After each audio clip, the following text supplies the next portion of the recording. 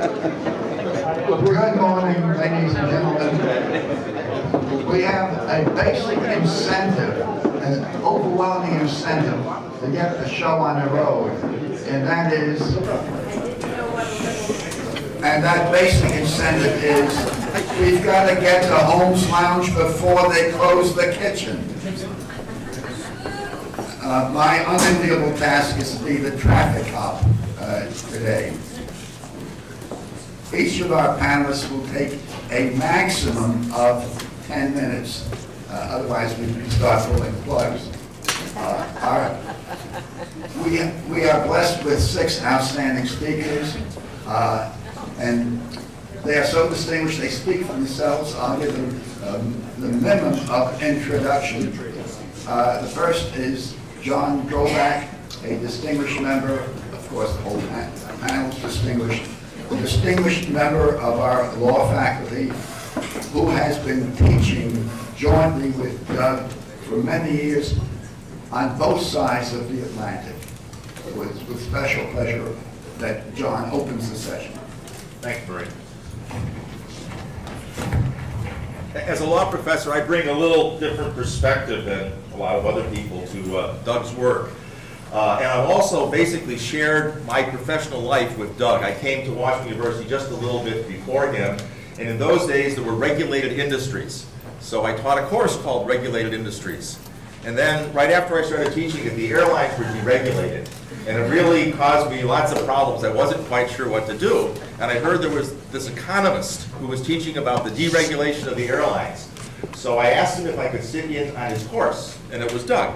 And he's very gracious, as you know, so he said, come sit in. And I really enjoyed listening to him talk about airline deregulation. And before I knew it, I was co-teaching the course with him. And over the years, he's really done a very good job learning the law and learning an appreciation of the law. I don't think he still appreciates lawyers, though. And I was thrilled that one of his sons became a judge, because he developed a newfound appreciation for the judiciary after that fact. Right? Employs people. That's right. Doug's work didn't make much inroads in legal scholarship in the law and economics profession in the first generations. And I think that's because he wasn't neoclassical enough for the people who did law and economics. The beginning of law and economics really came out of Chicago.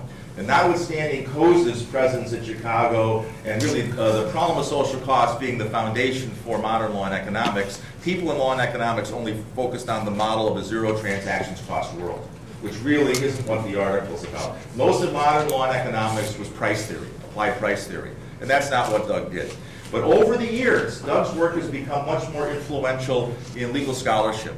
We hired someone 2 years ago who used Doug's work in his job talk. People come through the law school giving talks, and 1 or 2 every year use the new institutional economics and refer to Doug. Candidates do this.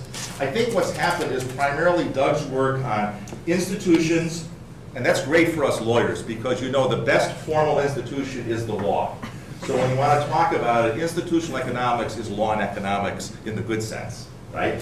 Transactions costs and property rights. That's what's been very influential in legal scholarship. And I want to summarize just 3 things that I found very helpful in my work. There's a sentence in Structure and Change, and I want to quote it for you.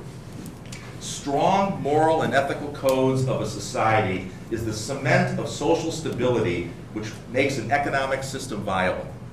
And this notion appears in all of Doug's books. It's the sense that below this formal institutional structure are informal norms. And the system rests on informal norms. People cooperate. We get along together. You know, the comment yesterday about Roger Knoll tearing up the note on the timekeeping, a lot of people won't do that because they have a sense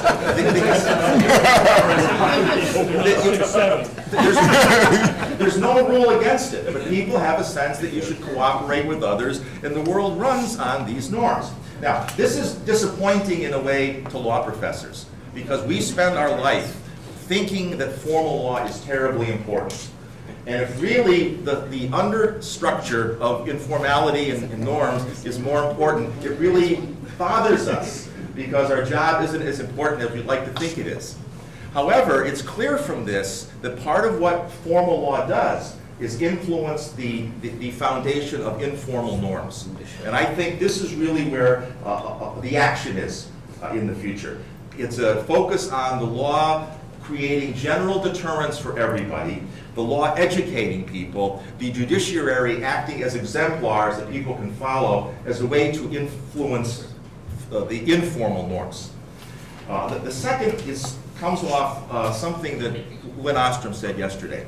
Doug is an economic historian. That's his core. No matter how you get away from it, that's where he came through economics, and that's what he is. But he's an economic historian that tries to get data from economic history to build theories. Theories is very important to Doug's work, and I think that's terribly important to all of social science. And there's no more important theory than rational choice theory. In law, we have the reasonable person, who's the cousin of the rational economic actor in economics, right? But we know from behavioral economics, behavioral psychology, experimental economics, cognitive science, there's a lot wrong with the rational choice theory model. And Doug has spent a lot of time really trying to figure out what we can do with the model. And that led to his work for learning how the mind works, which is a really terribly important question. But it also leads to the importance of constraints. Madisonian constraints, as Bob Bates said yesterday, scaffolds, as Joel said yesterday. The system really works because there's constraints around it, so the system looks like it's working the way the rational choice theory model would predict. Now, Mary Shirley said this, Doug has Marxist economics in his background. And I think part of that, the Marx superstructure, is reflected in this notion that formal institutions make a framework within which you run society. And those are the constraints. He has a wonderful article, well, I don't know if many people know about this, with Art Denzow, where he talked early on about constraints, and they write about a zero intelligent robot trader in a computer game that can work in the computer game almost identical as college students. Very, very close because of the constraints you built into the game. And really, constraints really make the system work the way we want it to work. And that's key to the law, because the law is constraints. It's statutes, regulations, and self-imposed rule. So I think that's terribly important. The third one is belief systems, ideology, and culture. The way Doug puts it is we all have belief systems. It's the way we each view the world.